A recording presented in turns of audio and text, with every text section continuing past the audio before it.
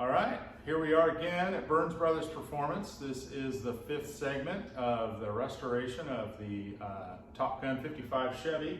We will kick it off, as we always do, with cold snacks. It's hot out there. Stay hydrated. Yeah, it's there's a heat advisory here in the Oregon, Northwest Oregon area. So, cheers, everybody. We're going to take a segment here and we're going to talk a little bit about the process to get the car to this point. You can see it in the background. We're going to show you a few clips of the process to get it there, the wet sanding and work that Joe Miller did. You want to talk a little bit about how that went? Yeah, so Joe Miller showed up a week and a half or so ago and started on the hood. So yeah, the process that Joe does is a little bit, would scare some people, but I have full faith and confidence in him, so I've seen him do it before. So basically, when you paint a car in a booth that isn't like a manufactured booth, the booth I use is pretty dang nice, really, but there's always that potential for a little bit of dirt to get, contaminate the paint job. So there's a little bit of dirt in it, and he actually, the very first thing he does is actually takes a razor blade, like the one you'd use at a scraper, and he just you're basically filing off the dirt and dust that's in the paint. So you have a little strip. So just to set the stage, so after incredible amount of effort, blocking, prepping, making sure the car's perfect, get the car shot, a guy takes a razor blade to it. Yeah, okay. It's no big deal. Okay. He's a professional. I mean, and the results speak for themselves. Yeah, for sure. And the idea is because if you don't take the bump off of the paint, when you go to sand it, to buff it, you'll have that little bump there still. You'll actually have a little bit of a crater around it and a little bit of a bump. So if you file just that little bit of a high spot, that high point out of there, and it's just like the size of a pinhead, it's super small. You actually cut it flat before you sand it, so that way when you sand it, it's gone. And you can see the difference when you don't do it compared to when you do it, and it's amazing. So it's a little scary for some people that don't know the process, and actually Joe made the comment, he said, I'm not freaking you out, am I? I'm like, no, I've seen you do it before, it's no big deal. So, yeah. Yeah, Joe's a funny guy. The other thing I saw too was, so the pieces were off the car. He did the fenders and hood and deck lid and other things off the car. Yeah, so the only thing we left on the car was actually the doors. We never took the doors back off the car after paint. So we took the deck lid back off, and so I could put the seal on it and that kind of thing, and it made it easier for him to buff it. And then of course all the other components were off the car. So. And it's called cut and buff, but really some of it was dry. He had like an orbital, he was sanding dry for some of it. He starts out with, I believe he was starting out with 1200 on just a little sanding block, just kind of getting stuff flat, and then, getting the orange peel and that kind of thing out of it. And then goes from 1200 to, I believe it was 1500, 1000, 2000, then 3000, and I believe that the orbital was the 3000. Awesome. And then, starts in with the compounds and the polishes, and it's funny to watch him because it's kind of hard to keep up because he's constantly changing buffing pads and changing compounds and all that stuff. So you really have to pay attention to what he's doing. Yeah. So. Yeah, it turned out great. Stay to the end. We're going to give you a full car update, but we're going to insert some clips here so you can see the work that Joe Miller did. So, all right. Stay to the end. Cheers. Cheers.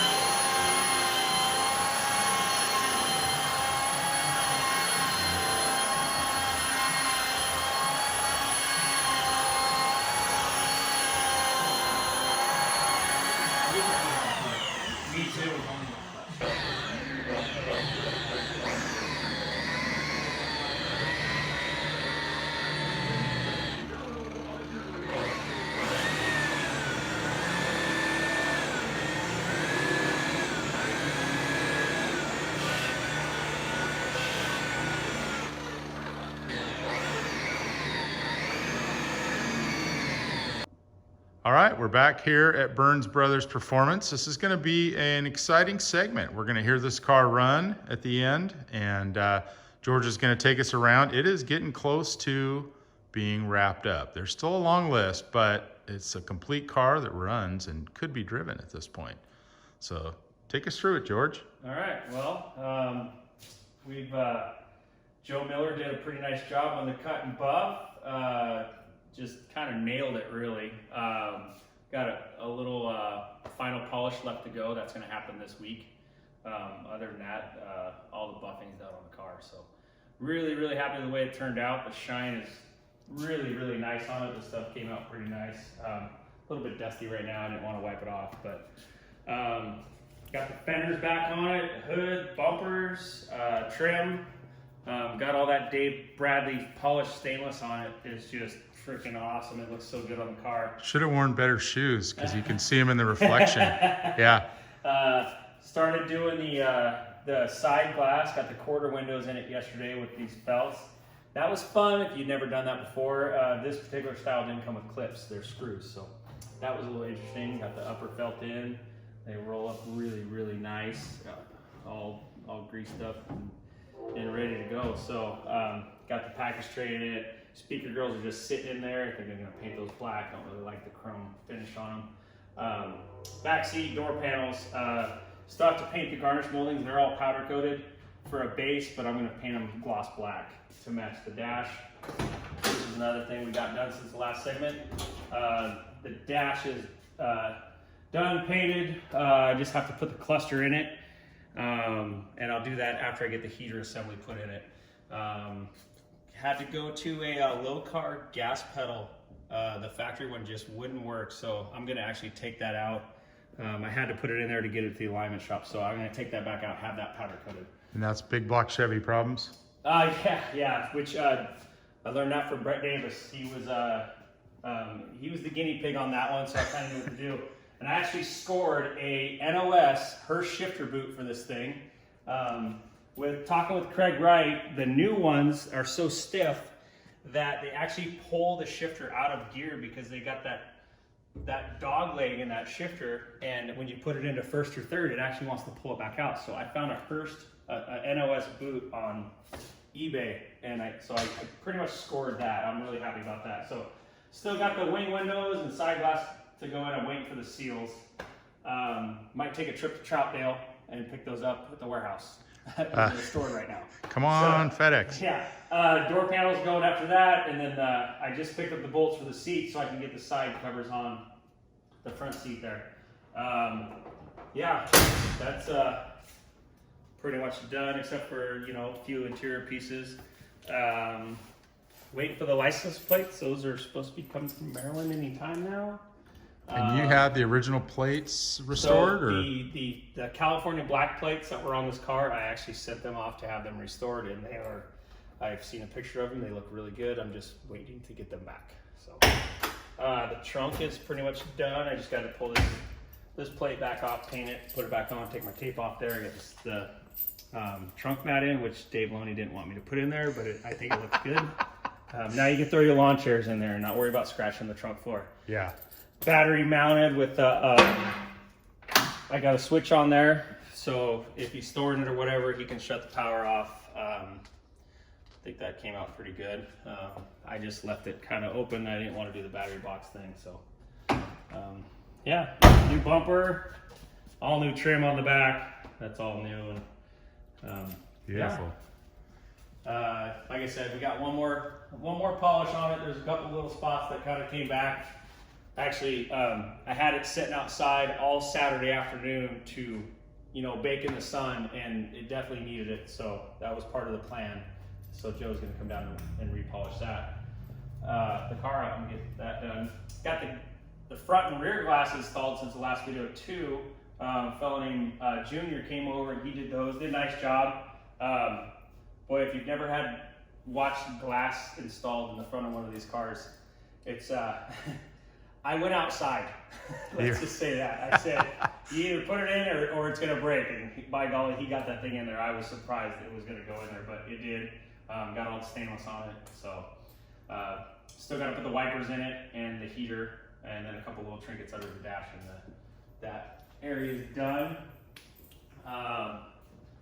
Got everything under the hood is pretty much wrapped up. Like I said, the heater will go in there, and then the wiper. I'm probably not going to put the motor on there. I'm just going to put the mechanism in there, and I'll put the wiper arms on, and I'll call it good. I'll throw the wiper motor in a box, and we can deal with that later. It's going to go to California, Yeah. so it's not an Oregon car. But yeah, I got new bumper, new park lights, new headlight bezels, new grill assembly. That's the stainless grill, which that thing is beautiful. I really like that, and all the trim around it's all new. At this point, the wiring's pretty much wrapped.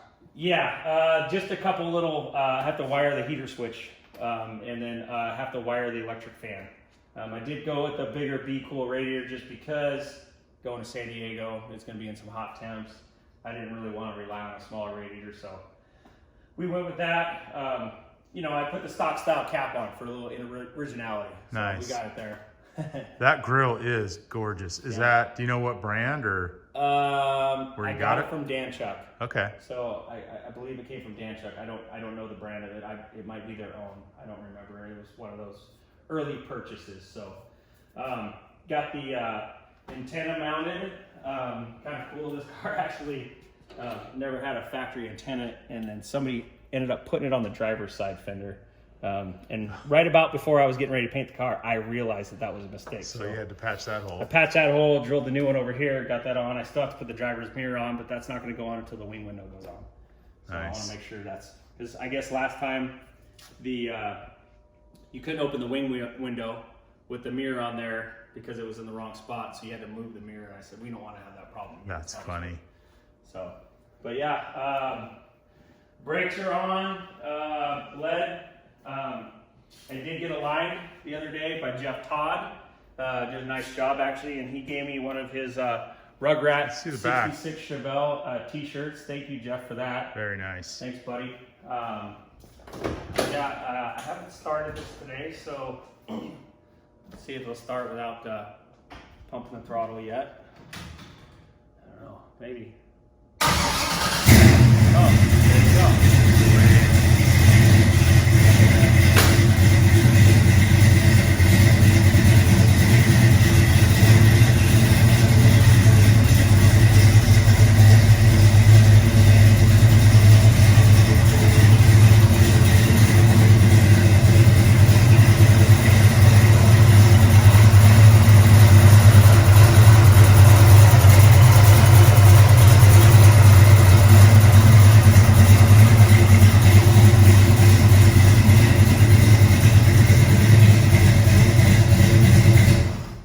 Awesome. I'm really happy with the sound. Tom Flat did a really nice job on the exhaust. 2.5-inch Flowmasters. Just wanted to keep it mellow. Didn't want anything radical. You know, he wants to drive it.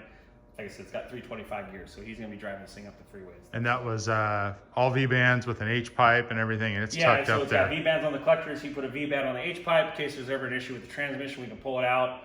All you gotta do is split the exhaust. You don't have to worry about having to drop the exhaust or have it be in your way. Just split it, pull it aside, and good to go. Tailpipe's all the way out. They dump right before the frame cross member in the back, so you can't even see the tailpipe from Yeah, this thing. very nice. So Yeah, I don't know how the camera is looking, but I can say it's probably not doing justice. It is straight, the gaps are tight, it's gorgeous. It's straight as a pin, so. So if you've made it to this far in the video and you notice this, it's kind of an interesting color on this car. It's actually a 85 Cadillac color, and it's called, I had to write it down myself. It's Autumn Maple Fire Mist. And I absolutely love this color. And so this is the second car I've painted. When I did my sister's Camaro, I actually had some commemorative Burns Brothers Performance koozies made that were red and black to match that car. So I had these made to kind of match this car. So if you've watched this video to the end, comment in the comment section and write down the name of the color and then give us your address, and I will send you a Burns Brothers Performance koozie. Very nice. Yeah. All right, and we're looking at a black Camaro here. And I'll just maybe give a little bit of a teaser. This could be a future episode or two. George is going to go to work on this here pretty soon. So there you have it. We'll wrap it up. Have a nice evening.